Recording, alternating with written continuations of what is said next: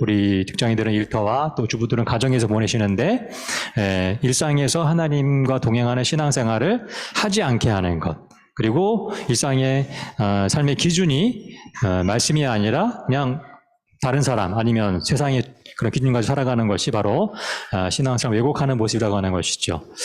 여러분, 우리가 동쪽을 정확히 알기 위해서 지금 뭐 여러 가지 방향을 알려주는 기계들이 많이 있지만 우리 선원들은 이 나침반, 그렇죠? 나침반을 이용해서 방향을 정확히 알 수 있잖아요. 그렇죠? 네.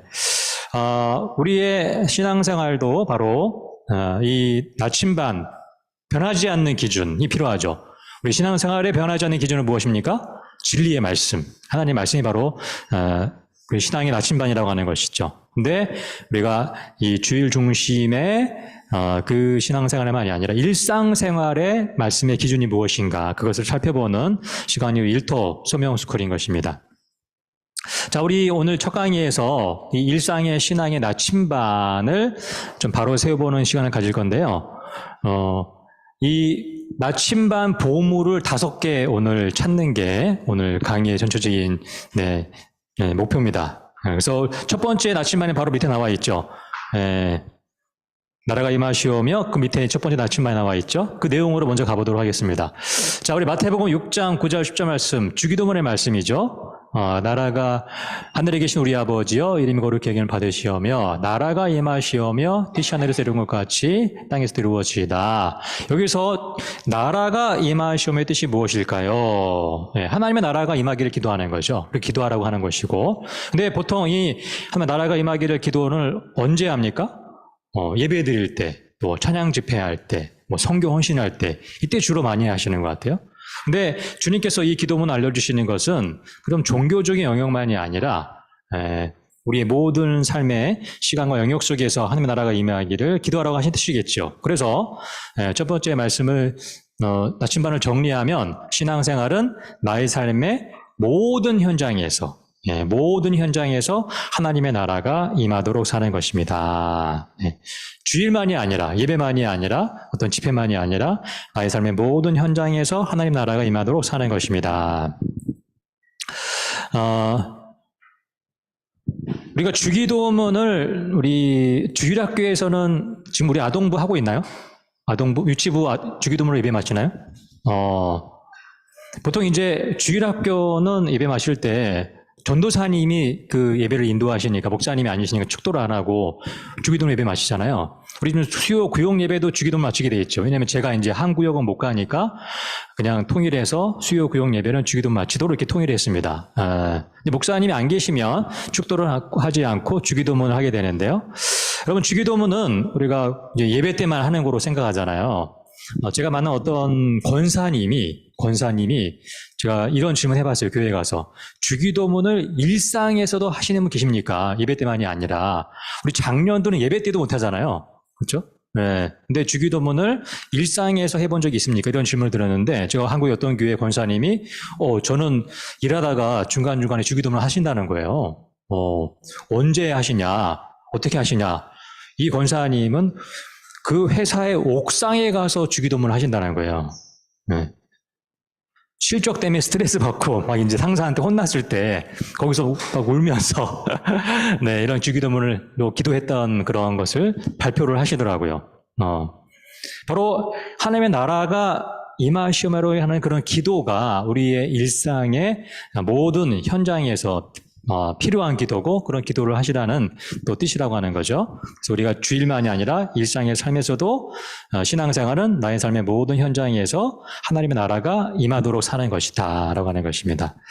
자, 그 다음에 두 번째 본문 요한복음 15장 5절 말씀, 나는 포도나무여, 같이 읽어볼까요? 시작. 나는 포도나무여 너희는 가지라. 그가 내 안에 내가 그 안에 거하면 사람의 열매를 많이 맺나니 나를 떠나서는 너희가 아무것도 할 수 없습니다. 네, 이 말씀 우리가 잘 아는 말씀인데 주목할 것은 주님 안에 거할 때 열매를 많이 맺을 수 있다. 주님을 떠나면 열매를 조금 맺는다? 아니다. 아예 하나도 못 얻는다. 이게 우리의 열매 맺는 신앙생활의 그런 기준이라고 하는 것이죠. 제가 어떤 분을 만났는데요. 이분은 그 크리스찬 직장인이신데 아침에 전철에서 출근하면서 큐티를 하시는 분이에요.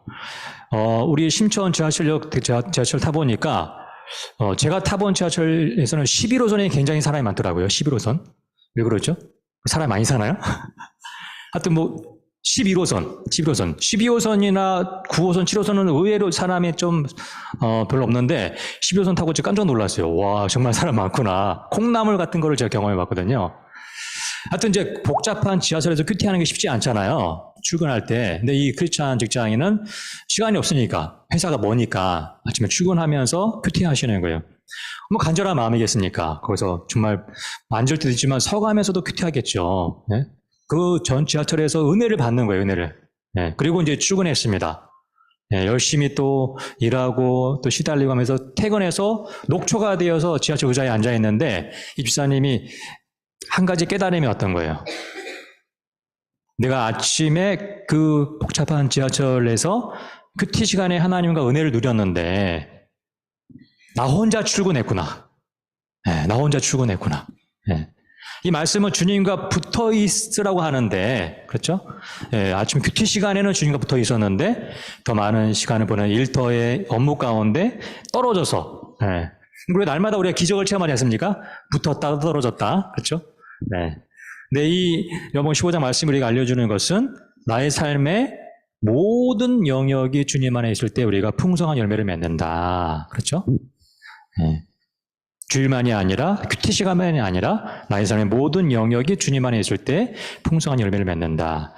두 번째 우리 신앙의 나침반을 정리하게 되면요. 신앙생활은 삶의 모든 영역이 주님 안에 있어서 풍성한 열매를 맺는 삶입니다. 네.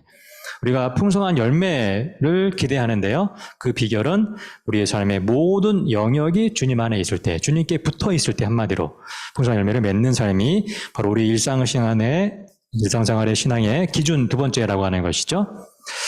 자, 이제 우리가 보통 하나님의 일, 세상의 일, 영의 일, 육신의 일, 위의 것을 추구하는 사람, 땅의 것을 추구하는 사람 이렇게 나누는데요.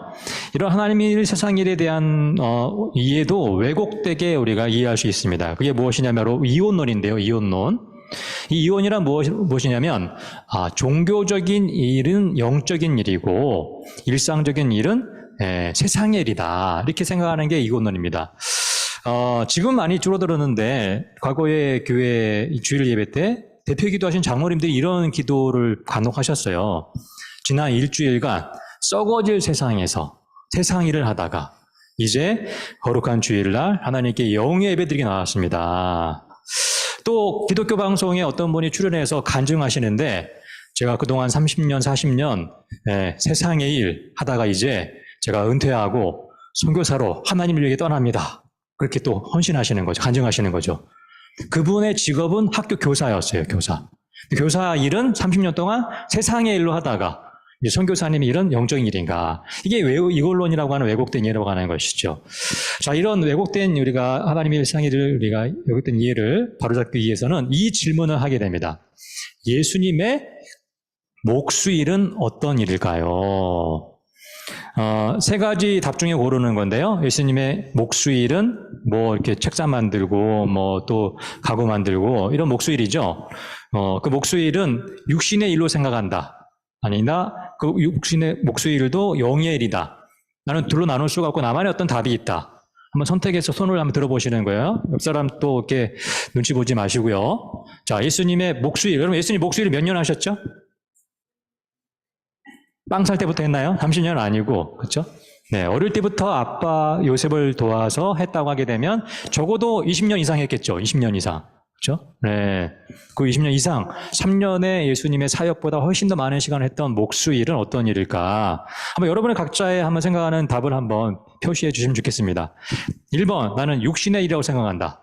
육신의 일이다. 네, 없네요. 네. 이제 2개밖에 안 남았습니다. 네. 2번, 영의 일이라고 생각한다. 영일. 예수님 목소리 영일이다. 이것도 한 명 더 없네요. 우리 장경일 목사님 한 분. 네. 왜 영일인지 물어보고 싶으면 나중에 물어보겠습니다. 네. 자, 나만의 답, 다 나만의 답이네요. 나만의 답은 나만의 답을 있다는 걸 얘기하셔야 되는데. 네. 나만의 답은 의견을 얘기해 줄 수 있는 분.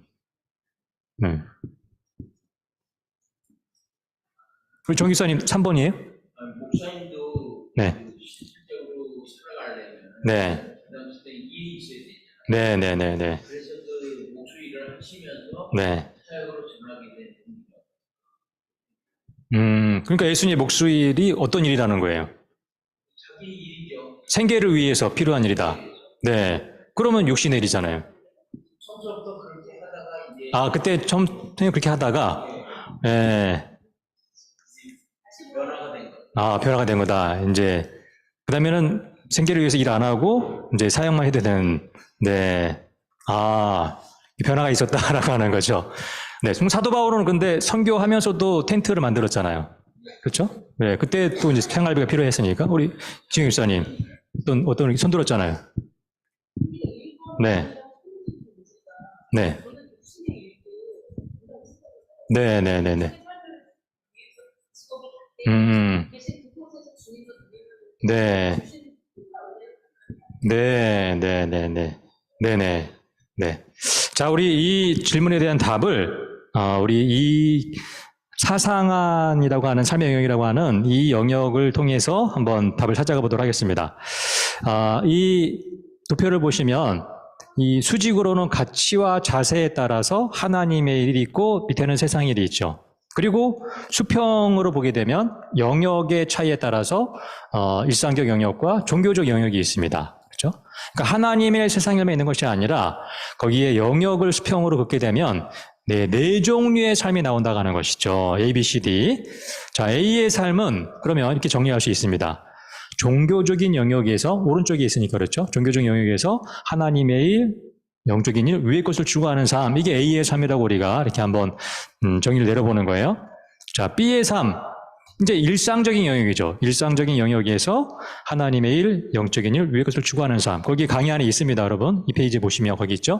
네. 그리고 C는 일상적 영역에서 세상의 일, 육적인 일, 땅의 것을 추구하는 삶. 그리고 D. 종교적인 영역에서 세상의 일, 육적인 일을 추구하는 삶. 이렇게 세상의 일, 하나님의 일이 아니라 영역에서 또 하나님의 세상의 일, 네 종류의 삶이 있다고 하는 것이죠.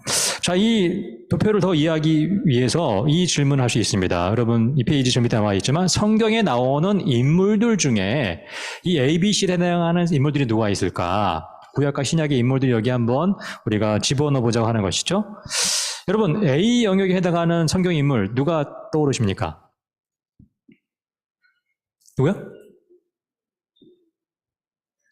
구약과 신약의 인물들 중에서 종교적 영역에서 하나님의 일을 추구했다고 인정받는 사람들 누가 있을까요?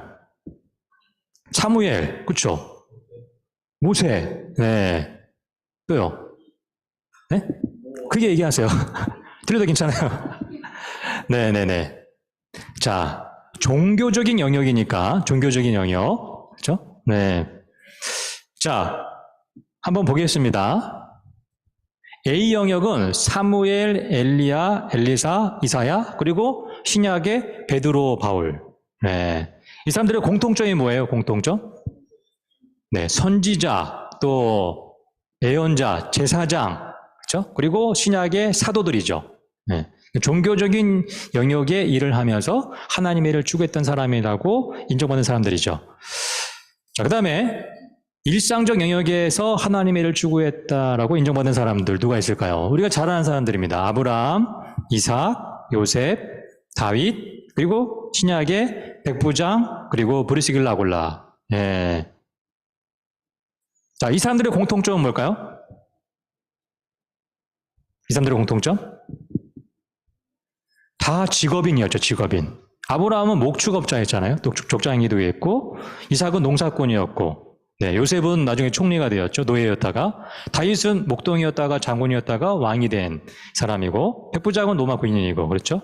네, 브리스길라 아굴라는 또 바울과 함께 텐트를 만들었던, 네, 직업인으로서 하나님께 인정받은 사람들이죠.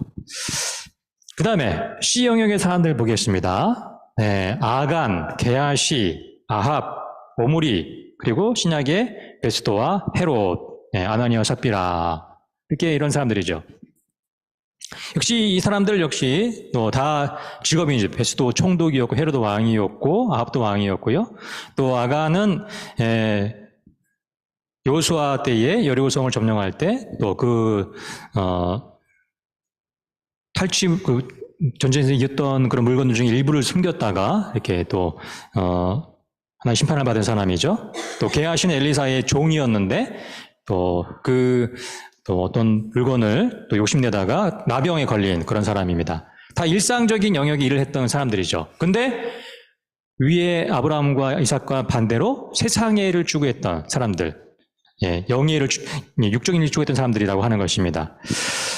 자, 마지막으로 뒤에 해당하는 사람들 누굴까요? 나답과 아비유, 홈리와 비느하스, 그리고 신약의 가장 유명한 가룟유다입니다. 여러분, 나답과 아비유는 좀 생소할 수도 있는데 아론의 두 아들이에요. 아론이 제사장이었잖아요. 그렇죠? 당신 제사장이 아들에게 이렇게 이어지니까 나답과 아비유도 제사장으로서 제사장이 일을 하는데 제사장은 지금의 목사님처럼 영의 일, 하나님 일을 해야 되잖아요. 근데 제사장의 일을 하면서도 세상의 일로 한 거죠. 구체적으로 뭘 했냐면 하나님께 제사 드리는 그 불을 사용하는데 하나님 명하신 불이 아니라 자기들 마음대로, 그러니까 예배를 자기들 마음대로 자기의 방법대로 하나님께 예배 드린 것이죠. 그리고 그 불이 나와서 이들을 삼켜버리는 심판을 당했습니다. 홈리와 비느하스는 사무엘 시대의 엘리 제사장의 두 아들이죠.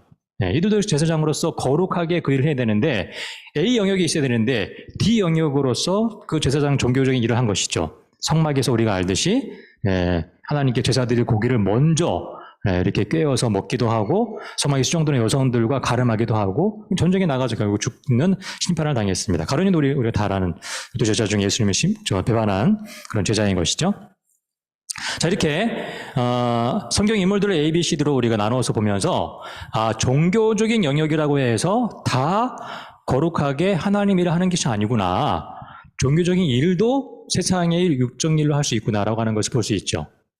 반대로 일상적 영역은 다 세상의 일인가 그게 아니라 일상의 영역에 뭐 목축업이나 또 농사나 아니면 또 심지어 노예 일이라고 할지라도 하나님의 일로서 할 수 있다고 하는 것을 성경 인물이 보여주죠. 자, 그럼 여기서 다시 한번 질문하겠습니다. 예수님의 목수일은 A, B, C, D 가운데 어디일까요? 그렇죠, B죠. 그렇죠. 목수일이니까 B라고 하는 것입니다. 여러분, 예수님의 목수일이 만약에 이 하나님의 일이 아니라 세상의 일이라면 예수님은 우리의 구원자가 되실 수 없는 거죠. 어떻게 우리의 구원자 하나님의 아들이신 예수님이 세상의 일을 할 수 있겠어요? 육의 일을 할 수 있겠어요? 예수님은 이 목수일을 B에서 일상의 영역의 일이지만 하나님의 일, 영의 일을 추구하는 그런 목적과 동기로 하시면서 우리에게 일상의 신앙, 일터의 신앙이 무엇인지를 보여주신 거죠. 본을 보여주신 거죠. 그게 바로 예수님의 목수일이다. 예수님 목수일을 통해서 우리가 일상의 영역도 하나님의 일, 영적인 일을 추구하며 사는 방향으로 하는 것을 우리의 신앙의 기준을 알려준다고 하는 것입니다. 자, 다음 내용으로 가서요. 이제 우리 종교적인 일의 대표적인 예배를 보도록 하겠습니다. 여러분, 예배는 당연히 하나님의 일이죠. 그렇죠. 근데 세상의 일로서 하는 예배도 있다고 하는 것을 성경 말씀 창세기 4장에 보여줍니다. 하나님께서 받으시는 예배, 받지 않은 예배가 있다고 하는 것이죠. 우리가 잘 아는 아벨과 가인의 제사인데요. 자, 가인은 같이 읽어보겠습니다. 보이시는 분만 시작. 가인은 땅의 소산으로 제물을 삼아 여호와께 드렸고 아벨은 자기도 양의 첫 새끼와 그 기름으로 드렸더니 여호와께서 아벨과 그 제물은 연락하셨으나 가인과 그 제물은 연락하지 아니하시니라. 공통점은 넘어가고요. 차이점. 왜 하나님께서 가인의 제사는 받지 않으시고 아벨의 제사는 받으셨느냐? 여러분, 이유가 뭘까요? 첫 번째, 재물이 문제다. 재물. 하나님은 고기를 좋아하시지 곡식은 싫어하신다. 이건 잘못된 거죠. 왜냐하면 여러분 레위기 2장에 보니까 분명히 곡식 제사도 나옵니다. 그렇죠? 네. 재물의 문제가 아니죠, 그렇죠? 네. 또 뭐 어떤 이유를 찾을 수 있을까요? 자, 우리가 성경에서 어떤 질문이 생길 때에는 성경은 성경으로 푸는 게 가장 안전합니다. 이 내용에 대해 다른 성경에서 언급하고 있는 게 있지 않는가 찾아보는 거죠. 히브리서 11장에 이 두 사람의 제사가 나와 있죠. 자, 우리 히브리서 11장 4절 말씀 같이 읽어보겠습니다. 믿음으로 시작. 믿음으로 아벨은 가인보다 더 나은 제사를 하나님께 드림으로 의로운 자라 하시는 증거를 얻었으니 하나님이 그 예물에 대하여 증언하심이라. 그가 죽었으나 그 믿음으로서 지금도 말하느니라. 왜 하나님께서 아벨의 제사를 받으셨습니까? 믿음의 지사였기 때문에. 뿐만 아니라 아벨이 하나님 앞에 의로운 자였기 때문에. 그렇죠. 예. 그의 예배 그리고 그의 삶이 다 하나님께 받아들여지는 삶이었다고 하는 것이죠. 여러분, 이게 창세기 말씀에도 나와 있습니다. 창세기 말씀에도 아벨의 제물, 그 예배만이 아니라 아벨의 삶도 하나님 받으셨다는 그런 내용이 창세기의 말씀에 나와 있어요. 보시면 다시 창세기 가게 되면요, 하나님께서 아벨 제물만 받으셨나요? 아벨 과죠. 네. 아벨도 받으시고 아벨의 제물도 받으신 거예요. 네. 아벨의 그 삶이 하나님 앞에 의로운 삶이었기 때문에 하나님이 그의 삶도 받으시고 아벨도 받으시고 그의 제물도 받으신 거죠. 그러니까 아벨은 그의 일상의 삶과 종교적인 삶이 하나가 되어서 이론으로 하나님께 드려지는 삶이었다고 하는 것이죠. 가인은 제물만 문제가 아니라 예배만 문제가 아니라 가인 자신도 하나님 앞에 불의한 자였습니다. 그 내용이 또 창세기 이어지는 말씀에 나와 있어요. 창세기 4장 그 후반부를 보시면 이렇게 나와 있죠. 네가 선을 행하면 어찌 낯을 들지 못하겠느냐. 그러니까 가인은 선을 행하지 않는 그 삶을 살았다고 하는 것이죠. 그래서 어떤 주석가는 이 가인의 제사를 이렇게 표현했더라고요. 가인이 곡식 가지고 제사 드리러 올 때에 하나님이 그의 이미 제사 드리기 전에 삶을 아셨기 때문에, 그렇죠? 하나님이 그 삶을 정말 쳐다보기도 싫어하셨다. 그렇게 어떤 굉장히 직설적으로 썼던 제가 성경 해석을 봤던 그 기억이 납니다. 그의 삶이 온통 하나님 앞에 불의한 삶 살았다면 이제 우리가 물론 그 예배드리러 와서 회개하고 회복될 수 있겠죠. 근데 그런 회개와 회복이 없이 그 삶도 불의하고 또 예배도 우리가 하나님 앞에 믿음으로 드리지 않는다면 그 예배는 하나님께 받지 않으신다고 하는 것을 이 아벨과 가인의 제사가 우리에게 보여주시는 것입니다. 자, 우리 이제 그러면 믿음의 반대가 뭔가? 믿음의 반대는 불신이 아니라 신념이라고 할 수 있습니다. 믿음의 반대는 신념이다. 이 믿음과 신념을 잘 보여주는 성경 말씀이 누가복음 10장의 마리아 사건의 이야기입니다. 자, 한번 말씀 읽어볼까요? 마르다는 시작. 마르다는 준비하는 일이 많아 마음이 분주한지라 예수께 나아가 이르되 주여 내 동상이 나 혼자 일하게 도는 것을 생각하지 아니하시나이까 그를 명하사 나를 도와주라 하소서. 지금 어떤 상황이에요?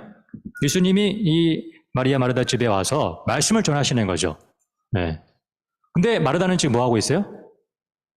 준비하는 일이 많아.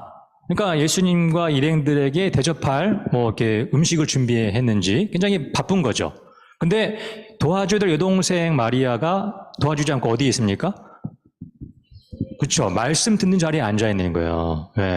그러니까 예를 들면 우리 지금 점심시간이라고 생각하게 되면 제가 이렇게 말씀을 전하고 있는데 오병이어 막 준비하느라고 바쁜 거죠. 어떤 분이. 네. 근데 뭐 하필이면 오늘 또 우리 신천중앙교회 평소 한 70명 오다가 오늘 150명이 왔어. 그러니까 얼마나 더 바쁘겠어요. 도와줘야 될 우리 지영희 집사님이 저기 안 있고 말씀만 듣고 있는 거예요. 그러면 그 마리아가 믿겠죠. 네, 도와줘야 되는데. 근데 마르다가 그 문제를 어떻게 해결하고 있습니까? 그냥 조용히 가서 불러내면 되잖아요. 바쁘니까 도와줘라. 네? 근데 그렇게 하지 않고 마르다는 어떻게 했어요? 주여. 그러니까 이 말씀 전하는 시간을 마르다가 멈춘 거죠. 네. 잠깐만요, 예수님. 제가 할 말이 있습니다. 제 동생에게 명하셔서 나를 도와주라 하셔서 예수님의 말씀 사역을 방해한 거죠. 네. 무엇을 위해서? 자기의 뜻을 위해서. 이게 신념이라는 거예요. 지금 마르다와 마리아 둘 다 예수님을 사랑하죠. 그렇죠? 사랑해서 음식을 준비하고 사랑해서 말씀을 듣는 거예요. 근데 마리아는 믿음을 택했고 마르다는 신념을 택한 거죠. 둘을 한번 비교해서 정리해 보겠습니다. 믿음의 근거는 하나님의 말씀이에요. 하나님의 말씀, 하나님의 뜻. 신념의 근거는 나의 확신이죠. 마르다가 어떤 잘못에 빠졌습니까? 예수님은 지금 음식을 드시고 싶어 하실 거야. 열심히 뜻이 아니었죠. 자기 확신에 빠져서 그것을 밀고 나간 것이 잘못이라고 하는 것입니다. 그리고 믿음은 하나님 중심의 삶이고 신념은 나 중심의 삶입니다. 결과적으로 믿음은 하나님의 뜻이 이루어져서 하나님의 영광을 받으시지만 신념은 나의 뜻이 드러나는 거죠. 나의 이름, 내 수고가 또 인정받기를 원하는 것이 신념의 모습이라고 하는 것입니다. 자, 여러분 우리가 이 믿음과 신념 사이에 굉장히 좀 우리가 헷갈릴 수도 있습니다. 그래서 여러분 믿음과 신념이 있어서 이 질문을 하시는 게 가장 좋은 구별법이에요. 주님이 지금 원하신 일이 무엇일까? 네. 주님이 음식 드시고 교제하시는 것도 원하시죠. 그렇죠? 말씀 전하시는 것도 원하시잖아요. 그런데 지금 원하시는 것은 무엇일까? 지금. 네. 그걸 우리가 잘 분별해야 되는 것입니다. 하나님의 뜻을 중심으로 해서 지금 주님이 원하시는 일을 택하는 것이 믿음이죠. 그러나 지금 주님이 원하시는 일을 우리가 분별하지 않고 내 중심으로 생각하는 것은 믿음이 아니라 신념이라고 하는 것을 우리가 분명히 또 아셨으면 좋겠습니다. 자, 우리 이제 일상의 직업, 성경적인 직업인으로 가서 아브라함을 좀 살펴보겠습니다. 일상적인 영역에서 우리가 B의 삶, 하나님의 일을 추구하는 삶을 살았던 인물, 또 그렇지 못했던 인물들을 보면서 우리 일상의 신앙의 기준이 무엇인지를 보겠는데, 먼저 아브라함을 볼게요. 아브라함이 목축업자였죠. 또 한 족속에 큰지 않았지만 족속의 족장이었습니다. 근데 창세기 21장 22절 말씀해 보니까 아비멜렉과 군대 장관 비골이 아브라함을 찾아왔어요. 이 말 아비멜렉은 블레셋 족속의 왕입니다. 굉장히 강한 족속이 우리가 알고 있죠. 그 강한 족속의 왕과 군대 장관이 찾아와서 아브라함에게 하는 말입니다. 자, 말씀 읽어보겠습니다. 네가 무슨 일을 하든지 하나님이 너와 함께 계시도다. 하나님을 믿지 않는 그 불신자, 그 주변에 그 이웃이 특별히 굉장히 강한 그런 왕과 군대 장관이 찾아와서 아브라함에게 하는 말이라고 하는 것이죠. 아브라함의 일상의 신앙을 인정해 주는 것입니다. 너가 무슨 일을 하든지 하나님이 너와 함께 계시는구나. 네. 여러분, 우리도 우리 주변에 하나님 믿지 않는 사람에게 이러한 인정을 받는 것이 일상의 신앙이라고 하는 거예요. 자, 아브라함의 일상의 신앙, 나도 한번 이렇게 해볼 수 있겠죠? 내가 한번 같이 읽어보겠습니다. 시작. 내가 무슨 일을 하든지 하나님이 나와 함께 계시도다. 그렇죠? 네. 내가 무슨 일을 하든지 하나님이 나와 함께 계시도다. 이러한 우리가 일상의 신앙의 고백과 기준으로 우리가 살아가는 것이 또 일상의 신앙이라고 하는 것이죠. 자, 두 번째 일상의 직업인의 인물은 야곱인데요. 자, 여기서 라반이 나옵니다. 라반. 여러분, 라반과 야곱은 어떤 관계죠? 굉장히 복잡한 관계예요. 네. 먼저 외삼촌이자 조카죠. 네. 그리고 라반의 딸과 결혼했죠. 그러니까 또 어떤 관계가 됐어요? 장인과 사위가 된 거죠. 또 하나의 관계가 있습니다. 거기서 일했잖아요. 라반의 양을 쳤잖아요. 그러니까 상사와 직원의 관계가 된 것이죠. 네. 여러분, 이 라반이 어떤 상사였어요? 어떤 상사? 네, 나쁜 상사, 네, 악한 상사였죠. 구체적으로 뭘 잘못했나요? 야곱의 연봉을 10번이나 바꿨죠. 네. 근데 누구한테 좋은 쪽으로? 네, 라반에게, 상사에게 좋은 쪽으로 바꿨습니다. 조건을. 그러니까 얼마나 야곱 편에서는 억울했겠어요. 근데 그 라반, 그 악한 상사인 라반이 야곱에게 하는 말이에요. 그런 배경을 아시고 말씀을 읽는 게 좋습니다. 여호와께서 같이 읽어볼까요? 파란 글씨 시작. 여호와께서 너로 말미암아 내게 복 주신 줄을 내가 깨달았노니 네가 나를 사랑스럽게 여기거든 그대로 있어라. 이 악한 상사인 라반이 야곱을 향해서 인정하는 말이 무엇입니까? 여호와께서 너로 말미암아 나에게 복을 주셨다. 네. 여러분, 그러니까요, 우리 다니엘 기도 나중에 보시면 아시겠지만 나의 상사를 위해서 또 우리 회사의 경영자를 위해서 기도하는 게 필요합니다. 네. 기도하기 싫으시죠?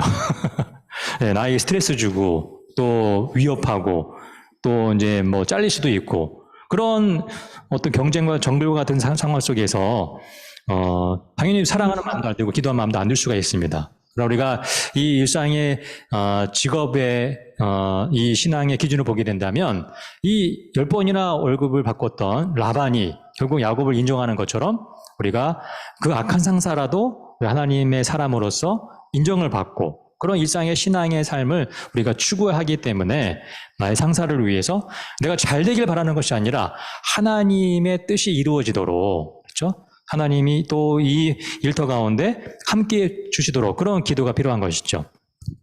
자, 그 다음 고백은요. 야곱이 이 직장에서 20년 동안 일했죠. 20년 직장 생활을 마무리하면서 하는 고백입니다. 같이 읽어보겠습니다. 내가 오기 전에는 외삼촌의 소유가 적더니 번성하여 때를 이루었으니 내 발이 이르는 곳마다 여호와께서 외삼촌에게 복을 주셨나이다. 네, 야곱의 20년 직장 생활에 마무리하는 고백입니다. 내 발이 이르는 곳마다 여호와께서 복을 주심을 경험했다라고 하는 것이죠. 요즘 말로 바꾸면 내가 하는 프로젝트마다 하나님께서 복 주심을 경험했습니다. 그리고 또 이렇게 바꿀 수도 있습니다. 내가 일했던 회사마다 하나님께서 복 주심을 경험했습니다. 요즘 또 이직이 많으니까요. 이렇게 바꿀 수 있습니다. 내가 내 발이 이르는 곳마다 여호와께서 무슨 회사에 복을 주셨습니다. 나로 말미암아. 그렇죠? 네. 이것이 바로 간증이 있는 직장 생활의 비결이라고 하는 것이죠. 네.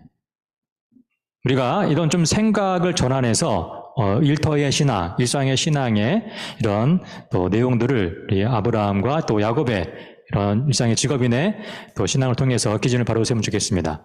자, 마지막 성경 인물 요셉인데요. 자, 요셉. 창세기 39장 1절 3절을 보니까 요셉이 애굽에 내려가죠. 네. 노예로 팔려가는 것입니다. 그렇죠? 여행 간 것이 아니라. 여러분, 앞에 화면을 보시면 이게 노예 무역선이에요. 노예 무역선.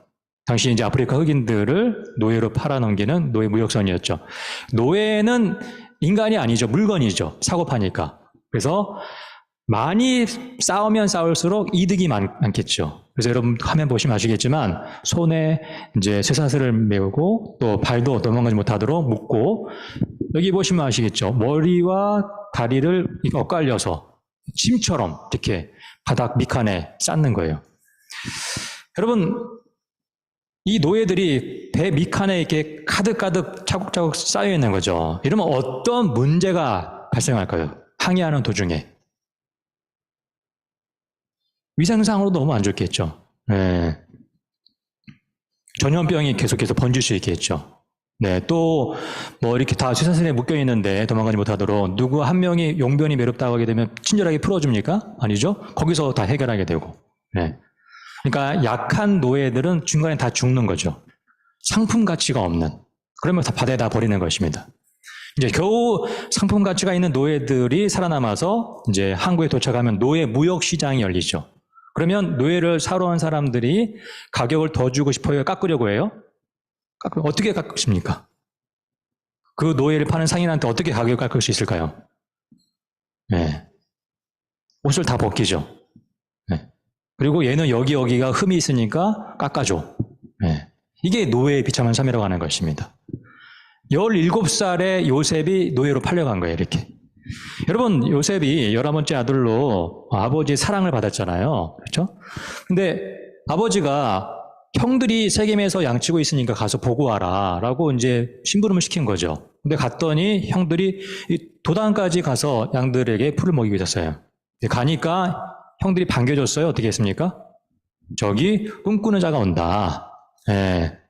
뭐 곡식단이 절하고 별과 달이 절하고 그러면서 죄만 없으면 우리가 이 아버지 재산을 다 가질 수 있고 아버지의 사랑을 우리가 받을 수 있겠다. 그리고 요셉을 죽이기로 하잖아요. 근데 어떤 형의 제안을 따라서 이스마엘 상인에게 팔지 않습니까? 그래서 이 도단에서부터 네, 애굽까지 노예로 팔려가는 것이죠. 자, 여러분 이처럼 요셉이 노예로 팔려가면서 정말 비참한 상태였는데 또 본국이 아니라 외국으로 팔려갔잖아요. 외국으로. 네. 언어도 잘 통하지 않는 곳으로 끌려갔을 때에 적응 기간을 친절하게 줄까요? 아니겠죠. 네, 우리나라에도 온 동남아시아나 외국인 노동자들이 정말 안 좋은 직장에 가면, 공장에 가면 거기서 뭐 폭행을 당하기도 하고, 네, 뭐 욕도 당하기도 하고, 그런 뉴스가 나오지 않습니까? 요셉도 정말 힘들었던 그런 노예의 상황이었을 것입니다. 성경이 근데 뭐라고 얘기합니까? 요셉의 노예 생활을. 한번 말씀 한번 볼까요? 요셉이 노예로 끌려갈 때에 했던 중요한 표현이 말씀에 나와 있어요. 어떤 마음으로도 요셉이 끌려갔을까? 창세기 42장 22절 말씀. 요셉이 형들에게 애걸을 할 때에 그 마음의 괴로움을 우리가 보고도 외면했다. 예. 형들 제발 나를 팔지 마세요. 한 번만 살려주세요. 이런 요셉이었다고 하는 것이죠. 그 동생을 결국 형들은 그 욕심에 끌려서 팔아버린 것이죠. 이제 노예로 끌려갔습니다. 자, 요셉의 노예 생활을 이렇게 기록하고 있죠. 창세기 19장 말씀, 요셉이 형통한 자가 되어 그 주인의 애굽 사람의 집에 있으니 그 주인이 여호와께서 그의 범사에 형통케 하심을 보았더라. 네. 혹시 여러분 요셉 그 애니메이션 본 적 있으신가요? 이집트 왕자였나? 네, 거기에 요셉이 노예로서 일하는 모습을 애니메이션에서 이렇게 그리고 있습니다. 요셉이 포도 농사를 지을 때, 네, 거기에 까마귀가 와서 다 포도를 먹어버리니까 요셉이 아이디어를 내죠. 호수아비를 세우자. 까마귀를 쫓아내는 장면도 있고, 또 요셉에게 일을 잘하니까 주인이 너 창고 관리를 좀 해라. 얼마나 큰 창고겠어요. 근데 노예들은 대충대충 하니까 막 지저분하고 깨끗하지 않은데 요셉이 거기를 깨끗하게 다 청소하고, 네. 근데 주인이 인정해 주는 거죠. 형통케 되었다. 주인이 인정할 만큼, 그래서 나중에 보디발이 어떻게 합니까? 요셉을 가정 총무로 세우잖아요. 네. 그만큼 신뢰하게 된 것이죠. 그런 형통케 됨을 요셉이 노예 생활에서 경험했습니다. 근데 그 형통함의 비결이 어디 있을까요? 요셉의 형통함의 비결. 네, 앞에 보실까요? 여호와께서 요셉과 함께 하심으로. 네, 여호와께서 요셉과 함께 하심으로. 여러분 나중에 그 바로 왕이 꿈을 꾸었잖아요, 그렇죠? 네, 그 살찐 소와 또 아주 이렇게 메마른 소의 그 꿈을 꾸면서 이게 굉장히 흉한 꿈인 것 같은데 해석을 해봐라. 아무도 못했잖아요. 근데 그때 왕이 대수 갇힌 감옥에 갇혔던 요셉이 나와서 7년 흉년과 7년 풍년, 7년 풍년이 먼저죠. 풍년과 흉년을 해석했잖아요. 그때 바로 왕이 물어봅니다. 너 어떻게 이렇게 꿈 해몽을 잘하냐? 그때 요셉이 뭐라고 얘기했어요? 네, 제가 지하 감옥에서 책을 100권 읽었습니다. 이렇게 얘기하지 않았죠. 네, 이 꿈 해석은 하나님께 있습니다. 네, 이게 요셉의 일상의 신앙의 모습이었어요. 그러니까 보디발이 장군이 물어봤죠. 너 이렇게 왜 지혜가 뛰어나냐? 이렇게 너는 죽게 하듯이 일을 하냐? 정말 열심히 일을 하냐? 눈치를 보지 않으면서 하나님이 나의 주인이시기 때문입니다. 네? 하나님과 함께함을 요셉이 노예 생활에서도 경험하자 그의 삶이 일상이 형통케 되었다고 하는 것입니다. 그래서 우리가 일상의 신앙 나침반 세 번째 가장 핵심인데요. 한번 정리해 보겠습니다. 신앙생활은 살아계신 하나님을 경험하는 삶입니다. 여러분 거기 별표 해주시고요. 외우시면 좋겠습니다. 한번 따라해 볼까요? 신앙생활은 살아계신 하나님을 경험하는 삶입니다. 네, 한 번만 더 하면서 외워보겠습니다. 신앙생활은 살아계신 하나님을 경험하는 삶입니다. 네, 신앙생활이 뭐라고요? 살아계신 하나님을 경험하는 삶입니다. 네, 신앙생활은 내가 예배드리고 기도하고 또 뭐 봉사하고 이런 종류에 매이는 것이 아니라 살아계신 하나님을 경험하는 삶이다. 네, 예배 때 우리가 하나님을 경험하지 않으면 그건 죽어있는 예배라고 하는 것이죠. 네, 우리가 기도도 마찬가지고 우리의 삶의 일상생활에서 어떠한 노예 처지에 빠지는 것 같은 어려운 상황일지라도 그곳에서 하나님과 함께함을 경험하는, 하나님의 살아계심을 경험한다면 그게 바로 우리의 형통한 삶의 비결이라고 하는 것, 하나님 뜻이 이루어지는 신앙생활이라고 하는 것이죠. 자, 이 내용이 가장 제일 중요합니다. 신앙생활은 다시 한 번만 읽어보면서 우리 외우겠습니다. 시작. 신앙생활은 살아계신 하나님을 경험하는 삶입니다. 네, 안 보고 하겠습니다. 신앙생활은 무엇입니까? 여러분 한번 같이 읽어주는 거예요. 자, 신앙생활은 무엇입니까? 살아계신 하나님을 경험하는 삶입니다. 한 번만 더. 신앙생활은 무엇입니까? 살아계신 하나님을 경험하는 삶입니다. 네. 여러분, 한 주간도 나의 어떤 고난과 어려움과 환난 가운데서도 살아계신 하나님을 경험해야 되겠다. 하나님을 경험하게 하옵소서. 이런 기도를 하시기 바랍니다. 네. 어떠한 어려움과 또 정말 우겨 싸는 것 같은 상황이 될지라도 하나님은 살아계신다. 그 하나님을 내가 경험해야 되겠다. 그런 기도를 우리가 드릴 수 있는 것이죠. 요셉이 노예 생활 가운데 그 하나님을 경험하지 않았습니까? 함께 하신 하나님을 경험했죠? 자, 다음으로 가서요.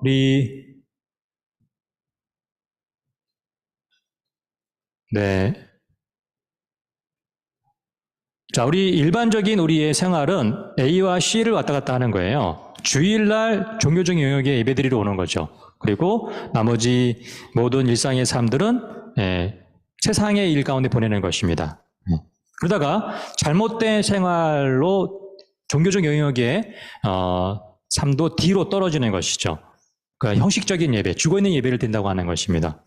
우리가 가장 바람직한 우리의 신앙의 모습은 종교적 영역에서 예배 드릴 때에도 A의 위치에 있고, 그리고 나머지 주중의 삶도 하나님의 영적인 일을 추구하는 B의 삶을 살아가는 것이죠. 이 삶을 자세히 또 우리가 보게 되면 우리가 주일날 종교적 영역 교회에 와서는 쉼과 충전과 재무장을 경험하는 것입니다. 그리고 무장되었고 충전되었기 때문에 이제 일상의 삶에 나아가서 영적인 전쟁을 치르는 것이죠. 그것이 바로 우리의 종교적 영역의 삶과 일상 영역의 삶의 중요한 특징들이라고 하는 것을 우리가 정리할 수 있습니다. 자, 이제 5페이지로 가서요. 하나님의 장소를 보겠는데요. 자, 이 질문 우리가 한번 답을 해보겠습니다. 출근 후에 우리 학생들은 등교 후에 가장 먼저 어떤 일을 많이 할까요? 우리 직장인들은 출근 후에 가장 먼저 많이 하는 일 첫 번째가 뭐겠습니까? 컴퓨터를 킨다. 네, 제가 학생들한테도 물어봤어요. 너희들 등교 후에 가장 먼저 뭐 하니? 학생들은 뭐 할까요?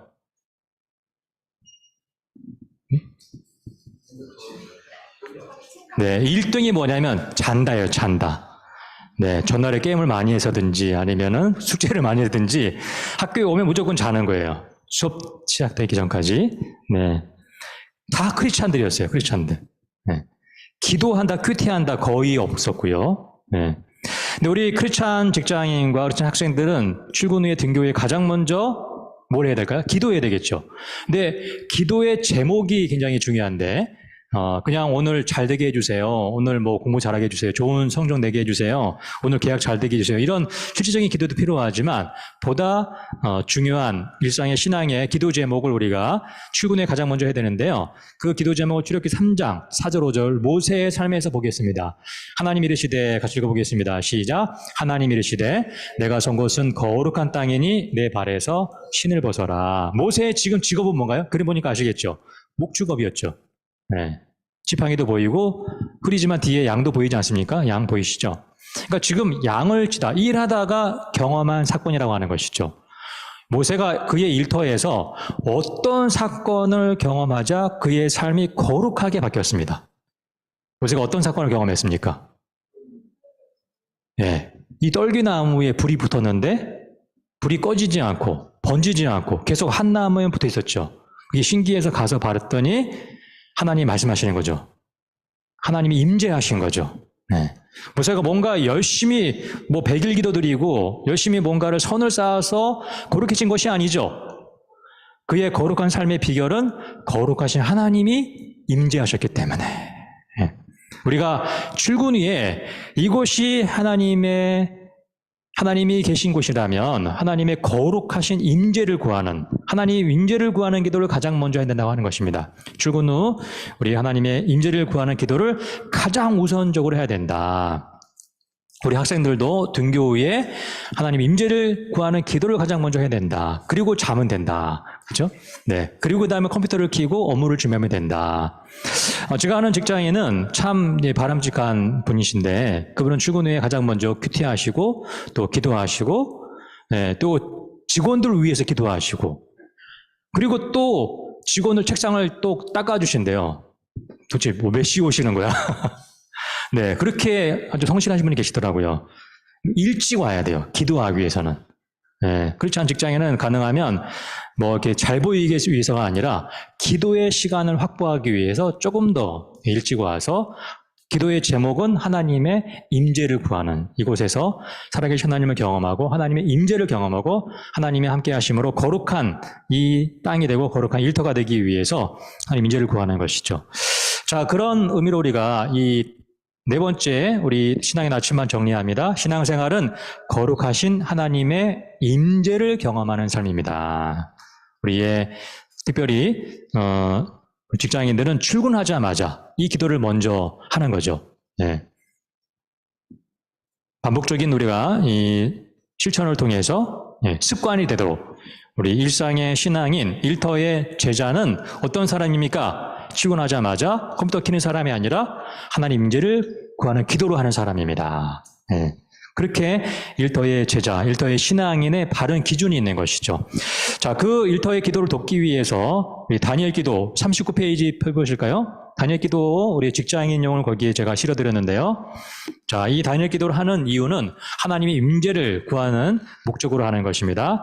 우리 아침, 점심, 저녁 다니엘이 3번 기도했잖아요. 그런 것처럼 우리 출근 후 가장 먼저 컴퓨터를 켜기 전에 가장 먼저 하는 일터의 기도 한번 읽어보겠습니다. 아침 기도 1번 같이 읽습니다. 시작. 오늘도 이 일터를 허락하신 하나님께 감사드립니다. 하나님의 충성된 청지기가 되어 중요한 일이든 하찮은 일이든 모든 일을 주께 하듯 하게 하소서. 2번. 이 일터의 주인은 하나님이십니다. 사람의 인정을 구하지 않게 하시고 하나님의 보이지 않는 손을 의지함으로 일터에서 인정받는 자가 되게 하소서. 3번 시작. 이 업무는 하나님께서 맡겨주신 하나님의 일입니다. 업무에 집중하게 하시고 욕심에 사로잡혀 그릇되게 행하지 않게 하소서. 4번 풍성한 성과를 주소서. 일터의 경영자로서 선한 수익을 위한 올바른 의사결정을 내리게 하시고 모든 회의와 직원들의 업무에 하나님의 능력을 더하소서. 4번 기도는요. 일터의 경영자가 이렇게 바꾸시면 됩니다. 내가 대표라면 일터 경영자로서, 내가 직장이라면 일터 경영자를 위해서 기도하는 거죠. 자, 5번 시작. 축복의 통로가 되게 하소서. 업무를 통해 만나는 모든 직원들, 고객들과 거래처가 저로 인해 유익을 얻게 하소서. 예수님 이름으로 기도합니다. 아멘. 하나님 임재를 구하는 아침 기도 하시고 그 다음에 컴퓨터를 켜고 업무를 준비하시는 거죠. 이렇게 우리가 습관을 바꾸는 게 필요합니다. 그리고 이제 오후 업무 압도하는 점심 기도가 있습니다. 같이 읽어보겠습니다. 점심 기도 1번 시작.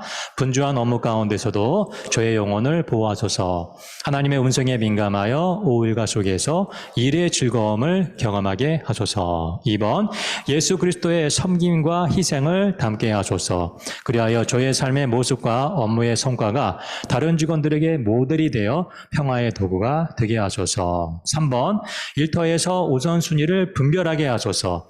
한정된 시간과 많은 일들 가운데 하나님께서 맡기신 시간을 효율적으로 사용하게 하소서. 자, 4번 시작. 일터에서 구별된 삶을 살게 하소서. 세속적 가치관과 문화 속에서도 다니엘과 같이 하나님 뜻대로 살아가는 지혜와 용기를 주소서. 5번 시작.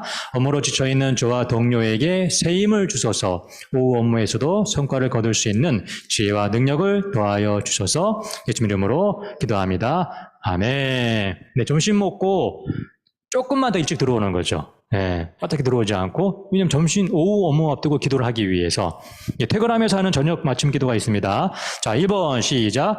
오늘 하루의 삶 속에서 하나님께서 저와 함께하여 주심에 감사드립니다. 2번 제가 감당한 모든 일이 하나님께 영광이 되게 하시고 일터에 유익이 되게 하소서. 3번 잘못 결정한 일이 있다면 깨닫게 하여 주셔서 바로 잡을 수 있는 은혜를 베풀어 주소서. 4번 육체의 피로를 완화시켜 주시고 퇴근 후 시간이 영혼의 안식이 있는 시간 되게 하소서. 5번 퇴근 후에 건강한 가정을 세우는 하나님의 청지기로 일터에 쏟은 열정만큼 충실하게 하소서. 예수님 이름으로 기도합니다. 아멘. 이렇게 오늘 하루의 일과를 마무리하고 집에 들어가는 거죠. 집에 들어가서는 소파에 누워서 리모컨 갖고 쉬는 거예요? 아니죠. 집에 들어가서도 충실하게 할 수 있는 그런 하나님의 은혜와 힘을 구하는 거죠. 그렇죠? 물론 쉬는 것도 필요하죠, 남편들에게. 근데 가정에도 충실하게 하는 그런 기준을 가지고 또 우리가 또 체력적인 한계이기 때문에 하나님께 또 은혜를 구하는 것입니다. 앞에 보시면 다니엘 기도 실천 사례를 좀 보여드릴게요. 자, 이 청소년 학교에서 공부하면서 하나님의 임재를 구하는 그런 또 훈련도 우리가 청소년 기도를 가지고 할 수 있고요. 우리 청소년 부서도 한번 활용해 보시기 바랍니다. 네. 어떤 교회에서는 이 청소년 다니엘 기도를 액자로 만들어서 그 교회에서 나눠줬어요. 네, 그래서 아침에 등교 전에 뭐 다 읽기 어려우면 뭐 오전 거라도 읽어라, 하나라도 읽어라, 이렇게 기도하고 등교하게 하는 그런 실천을 했고요. 그리고 네, 자 실천 사례 보시면 앞에 보실까요? 이 직장인은 지금 자기 책상에 다니엘 기도를 붙여놓은 거죠. 네, 제가 만났던 이랜드 직장인의 사무실 책상을 제가 찍은 겁니다. 핸드폰으로. 다니엘 기도를 붙여놓고 출근하자마자 이 기도를 먼저 하고 그 다음에 업무 시작하는 거죠. 그러니까 이 기도문이 보이는 곳에 있어야 돼요. 보이는 곳에. 보이는 곳에 출력해서 붙여놓는 거죠. 그리고 또 앞에 보시면 이 직장은 어디예요? 어딘 것 같습니까? 식당이에요. 식당. 네, 조리사죠. 그렇죠? 네. 여기도 냉장고, 냉장고에 다니엘 기도문을 붙여놓고, 요리하기 전에, 일하기 전에 먼저 기도하고 하는 거죠. 제가 만났던 이랜드 리조트의 또 그 주방의 직원인 대리인데요. 다니엘 기도를 제가 소개해줬더니 이렇게 냉장고에 붙여놨다고 하더라고요. 또 식당에서 다니엘 기도 액자를 놓고 기도하는 것도 있고요. 그리고, 또 만났던 제가 어떤 집사님의 사무실, 다니엘 기도를 이렇게 예쁘게 또 세워놓고 가장 먼저 하나님 인재를 구하는 기도를 실천하시는 거죠. 또 태권도 도장의 관장님, 관장님. 한국에서 제 아들 현우가 다녔던 태권도장이에요. 관장님 인사하러 갔을 때 제가 다니엘 기도 갖고 와가지고 선물해 드렸죠. 그랬더니 가장 가운데 좋은 자리 센터에다가 기도 놓고 옆에 상장이잖아요, 그렇죠? 놓고 하셨던 걸 사진을 제가 가서 찍었습니다. 그 다음에 또 제가 만났던 어떤 교회 교사님인데 의사세요, 의사. 다니엘 기도문 뒤에 보이십니까? 기도문 선물해 드렸더니 이번 출근하자마자 가장 먼저 환자 치료하기 전에 먼저 하나님 임재를 구하는 기도를 하고, 어떤 직장이든지 우리가 이처럼 보이는 곳에 다니엘 기도문을 이렇게 붙여놓고 세워놓고 실천할 수 있는 거죠. 어떤 분은 컴퓨터 바탕화면에 아예 깔아놨어요. 키자마자 기도할 수 있도록. 이것도 방법인 것 같아요. 자, 여기는 어딜까요? 가정의 식탁이죠. 그러니까 우리 주부들은 가정의 일 하기 전에 먼저 하나님의 임재를 구하는 이 가정의 주인이 하나님이십니다. 이렇게 기도하고 모든 가정의 일들을 하는 거죠. 이렇게 가정의 식탁에 가정에 다니엘 기도문을 붙여놓고 실천하는 그런 사례입니다. 자, 다니엘 기도 간증을 제가 여러 간증을 들었는데요. 이 국어교사 섬기는 집사님의 간증 제가 한번 읽어드릴게요. 하나님의 일이 교회에서 예배만 잘 드리면 되는 줄 알았습니다. 다니엘 기도를 통해 삶의 모든 영역에서 주님과 동행하는 것이 바른 신앙생활인 것을 알았습니다. 국어교사로 섬기시는 집사님이 이런 간증했고요. 또 이분은 간호사, 우리 또 크리스찬 성도이십니다. 이렇게 얘기하더라고요. 간호사들은 스트레스 받고 상처받기 쉬운 직업이라는 생각을 떨쳐버릴 수가 없었습니다. 다니엘 기도문을 소개받고 출근하여 기도하며 직원들에게 먼저 밝은 모습으로 다가갔고 환자들에게 환한 미소로 최선을 다해 내가 가지고 있는 지식으로 화답해 주게 되었습니다. 예전보다 내 일터에서 병원에서 하나님께 기도하는 일이 많아졌고 웃는 날도 많아졌습니다. 그렇죠? 예전에는 맨날 짜증이고 힘들어하고 그랬었는데 하나님의 임재를 구하고 경험하니까 살아계신 하나님을 경험하니까 일터에서 하나님과 동행하는 것이죠. 여러분 제 골상미 삶 책에 이 다니엘 기도 관련된 또 다른 간증들도 실어놨습니다. 한번 주중에 책을 통해서도 다니엘 기도 내용 한번 보시기 바라고요. 자, 여러분 이 죄악 세상의 위험성은 무엇이냐면 사단의 전략은 말씀처럼 어린 양을 이리떼 가운데 보냄과 같다. 100점 100패죠. 어떻게 이리떼를 어린 양이 이길 수 있겠어요? 그게 우리라는 거예요. 우리가 하나님의 말씀으로 충전받지 않고 무장하지 않으면 100패 진다. 이게 어린 양의 우리의 모습이라는 거예요. 사단의 공격이 이와 같다는 거죠. 우리의 신앙을 넘어뜨리는 것, 끌어내리는 것. 우는 사자와 같이 참기를 찾나니. 그렇죠? 우리가 어떻게 됩니까? 세상의 이런 위험성에 대해서 하나님께 부르짖는, 그렇죠? 우리가 내림을 당하지 않고 방어막을 치는 하나님께 기도하는 그 기도의 내용은 무엇입니까? 출근하자마자 먼저 하나님의 임재를 구하는 일터에 하나님과 함께 동행함을 우리가 훈련하는 그러한 일상의 신앙의 훈련을 통해서 우리 신앙이 넘어지지 않을 수가 있다고 하는 것이죠. 여러분, 과거에 왜곡된 거룩은 가급적 교회에 많이 오면, 종교적 영역으로 많이 가면은 주일도 오고 월요일도 오고 수요일도 오고, 뭐 아버지 학교, 어머니 학교, 뭐 부부 학교, 그다음에 또 뭐 직장인 학교, 뭐 여러 무슨 다 그렇죠. 물론 필요한 것들이지만 교회에서만 살게 되면 거룩하다라고 생각하는 것은 왜곡된 거룩이죠. 우리가 바른 성경적인 거룩은 우리가 훈련 받았으면 이제 그 아버지로서의 가정에서 또 크리스천 직장인으로서의 직장에서 그곳에서 하나님의 거룩함을 추구하는 이거 성경적인 거룩의 방향이라고 하는 것을 그림으로 표현한 것입니다. 자, 이제 나머지 내용 좀 빨리 나가겠습니다. 우리의 일상생활의 신앙을 이렇게 세 가지 3R로 표현할 수 있는데요. R1은 릴레이션십의 약자예요. 하나님과의 관계, 신앙의 핵심이죠. R1, 그리고 R2는 릴리전의 약자인데요. 신앙의 종교적인 표현들입니다. 예를 들면 이런 것들이죠. 거기 나와 있지만 신앙 고백, 예배, 종교 체험, 또 성경 공부, 종교 활동 등입니다. 세 번째 R이 뭐냐면 리메이닝 라이프, 나머지 삶이라고 하는 것이죠. 나머지 우리의 일상의 삶의 신앙이 R3의 신앙입니다. 거기에 한 가지 수정해 주시기 바랍니다. 개인 성품, 그리고 교회가 아니라 이웃으로 바꿔주세요. 이웃. 개인 성품, 이웃과의 관계, 가정에서의 모습, 직장, 사회에서의 모습 등이 바로 우리의 일상의 신앙, R3의 신앙이라고 하는 것이죠. 자, 그게 이제 첫 번째 칸의 내용이었고요. 두 번째, 우리 눈에 보이는 신앙을 보게 되면 하나님께서는 이 R1, R2, R3 신앙을 다 보시죠. 근데 우리 성도들은 R2와 R3만 봅니다. 하나님과의 개인적인 관계는 성도들도 알지 못하죠. 나만 아는 겁니다. 그래서 R2와 R3만 보고요. 중요한 것, 우리 하나님 믿지 않은 비신자들은 우리의 신앙 가운데 R3만 보는 거죠. R3, 그렇죠? 우리 일상의 신앙을 보는 것입니다. 대표적으로 크리스천에게 기대하는 모습이 무엇이냐면 우리의 업무 능력이 어떤가, 업무 태도가 어떤가, 또 대인관계가 어떤가를 통해서 우리의 일상의 신앙을 비신자들은 본다고 하는 것을 우리가 이걸 통해서도 아시면 좋겠습니다. 자, 세 번째 칸의 내용은 왜곡된 신앙생활인데요. 보시면 여러분 이 앞에 화면 보시고 또 강의 보시면 아시겠지만 이 크리스찬은 신앙이 건강하지 못하죠. 왜 그렇습니까? 하나님과의 관계 너무나 빈약한 거예요. 이분의 신앙생활은 그냥 교회에서의 신앙이 다죠. 그리고 일상의 신앙도 너무나 빈약하고요. 자, 두 번째는 예배당 중심의 신앙생활은 R1, R2는 어느 정도 있지만 일상의 신앙이 빈약한 것이 예배당 중심의 신앙생활이고요. 우리가 균형 잡힌 신앙생활은 이처럼 행함이 있는 신앙, 우리 일상의 삶 가운데서 바로 주님의 말씀처럼 세상의 소금과 빛의 역할을 구별된 삶을 감당하는 것이 바로 R1, R2, R3가 균형 있게 있는 성숙한 신앙이라고 하는 것입니다. 그러므로 여러분 그 다음 페이지 보시면 신앙의 출발은 R1, 하나님 관계에서 출발하지만 이제 R2, R3까지 우리가 신앙이 성장하는 것, 이게 신앙의 성숙의 과정이라고 하는 것입니다. 자, 마지막 주제 교회입니다. 교회란 무엇일까? 우리 고린도전서 1장 2절 말씀 같이 읽어보겠습니다. 자, 시작. 고린도에 있는 하나님의 교회 곧 그리스도 예수 안에서 거룩하여지고 성도라 부르심을 입은 자들과 또 각처에서 우리의 주 곧 저희와 우리의 주 되신 예수 그리스도의 이름을 부르는 모든 자들에게. 아멘. 자, 이 말씀 보니까 교회가 무엇입니까?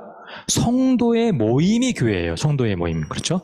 그러므로 밑에 보시면 우리가 아시겠지만 예배당, 이 건물인 예배당과 성도의 모임인 교회를 구분할 수 있어야 되는 것이죠. 우리 지금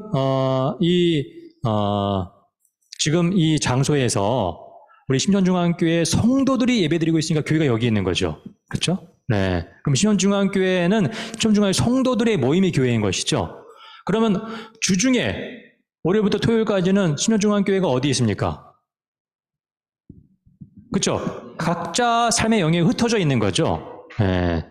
주일에는 이 예배당 건물에 성도들이 모이니까 이곳이 교회가 되는 것이지만 주중에는 이곳은 건물만 있는 거죠. 건물만. 그렇죠? 성도들이 없으니까. 신명중앙교회 하나님의 교회 성도들은 각자 일상의 삶에 흩어져 있는 것입니다. 그것을 우리가 모인 교회와 흩어진 교회라고 이렇게 나눌 수가 있는 거예요. 영어로는 게더링 처치, 스캐터 처치라고 또 하는데요. 여러분, 이 모인 교회에는 특징이 뭐냐면 모인 교회 사역의 주도적 역할, 주연은 목회자가 합니다. 그렇죠? 그리고 일반 성도들은 모인교회 사역을 또 돕는 그런 조연으로서의 역할을 하는 거죠. 왜 그러냐면 그 다음 페이지 여러분 넘겨보시면 우리가 모인교회 영역의 사역이 예배와 양육, 그렇죠? 예배, 양육, 그리고 봉사, 교육, 관리 등 다양한 사역들을 하잖아요. 이런 사역들의 주도적인 역할을 목회자에게 또 하나님께서 질서상 또 그런 전문 훈련을 받았으니까, 교육받았으니까 시키는 거죠. 그렇죠? 그리고 성도들은 목회자를 도와서 모인교회 사역을 또 협력하는 것입니다. 그래서 모인교회, 그리고 흩어진 교회 사역은 세상의 빛, 소금과 빛, 세상의 소금과 빛으로서 구별된 삶을 사는 거죠. 그리고 우리가 구별된 삶을 통해서 또 신뢰를 받고 전도를 하는 것이 흩어진 교회의 사역입니다. 또 직장에서 사회 구성으로 다양한 사역들을 하는 거죠. 네.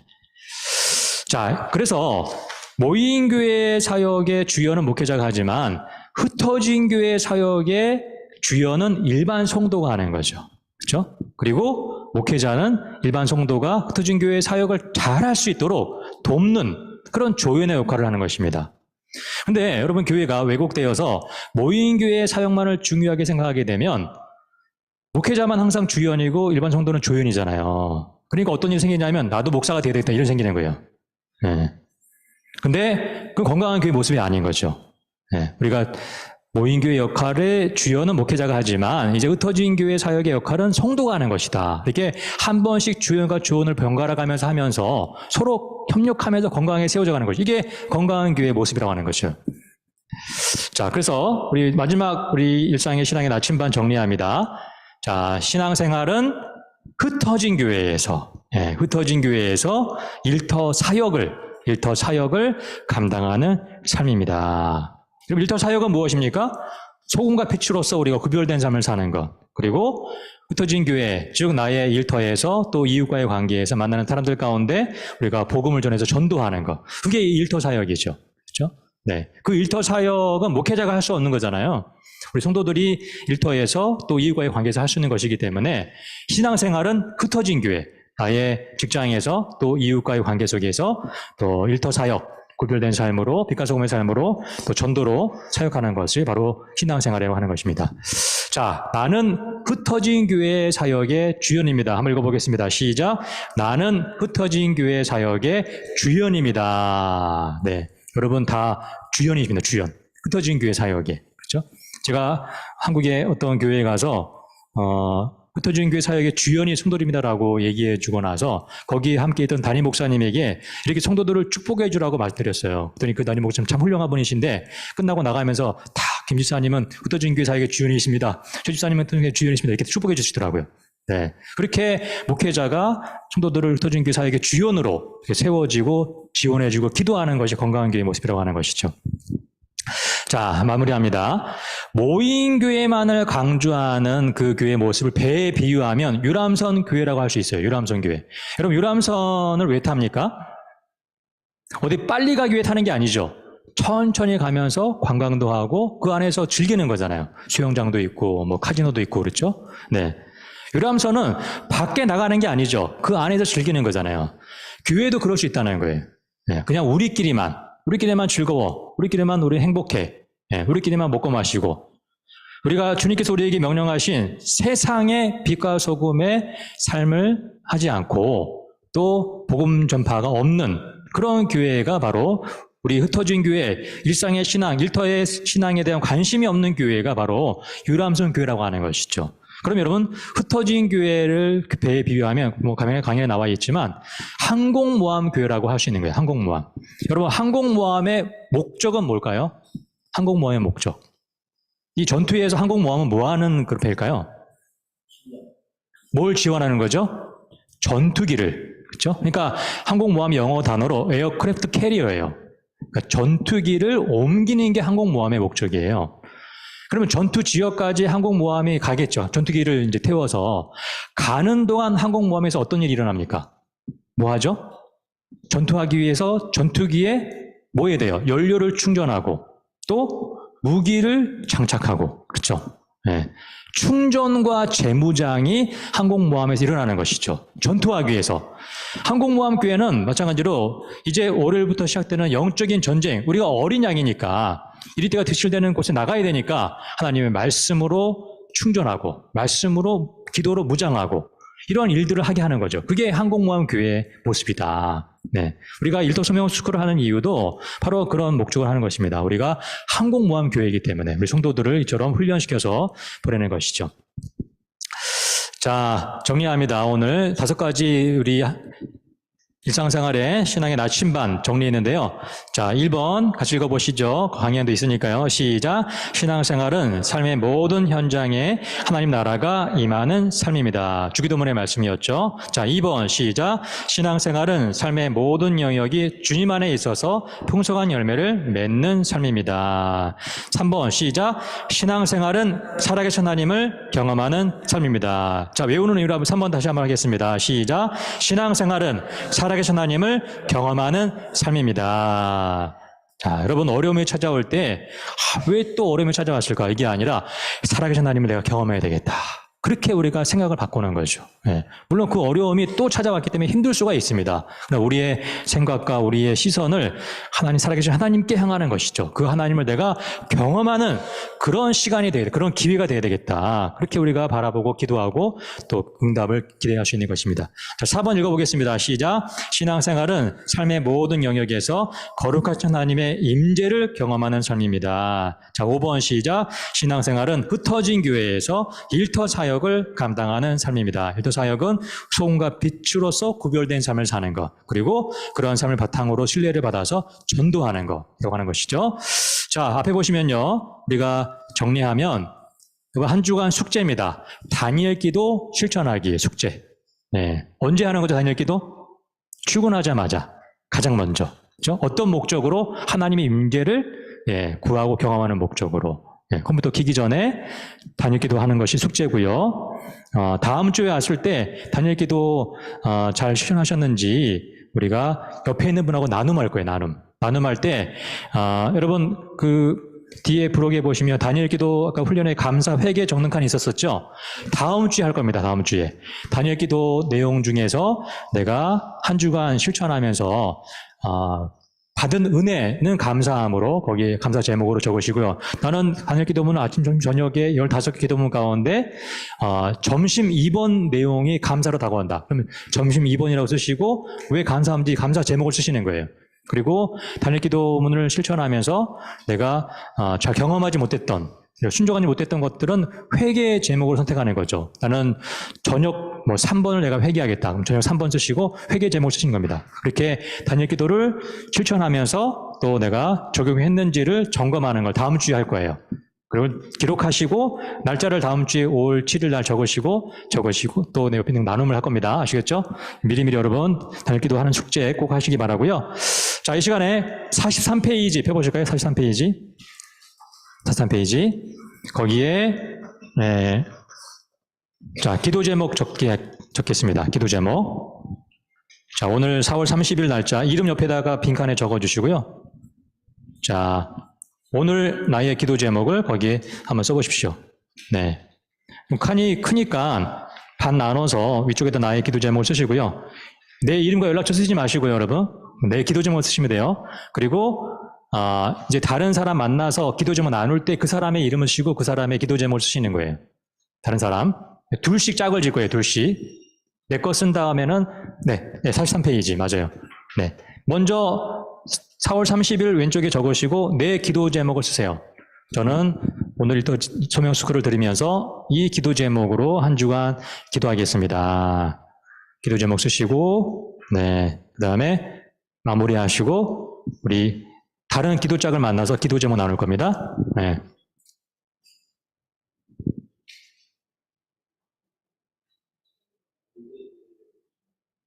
네, 43페이지, 거기 조언 소개 있죠? 조언 43페이지. 조언 소개 첫 책 칸, 거기다가 쓰세요. 내 기도 제목을. 그리고 내 기도 제목 쓴 다음에 다른 사람 만나서 그 사람의 이름을 쓰시고 그 사람의 기도 제목을 옆에다 쓰시는 거예요. 네.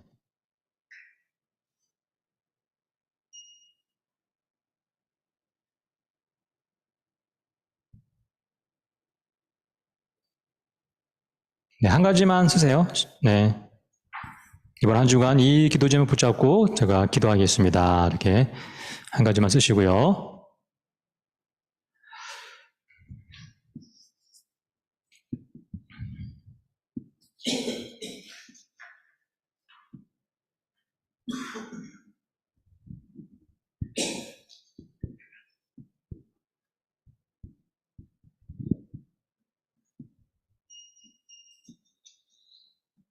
네, 현재 우리 딱 저 빼고 12명이거든요. 우리 2명씩 짝을 지어서 기도 제목 나누겠습니다.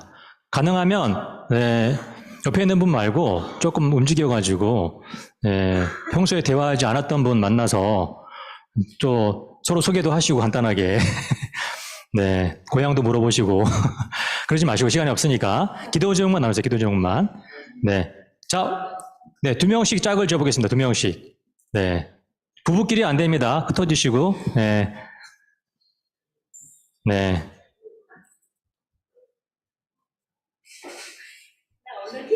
자, 빨리 짝을 정하세요. 기도짝. 네네네. 자, 만나서 기도 제목 나눠주세요. 네네. 정일정 이두짐사님 해주시면 될 것 같고.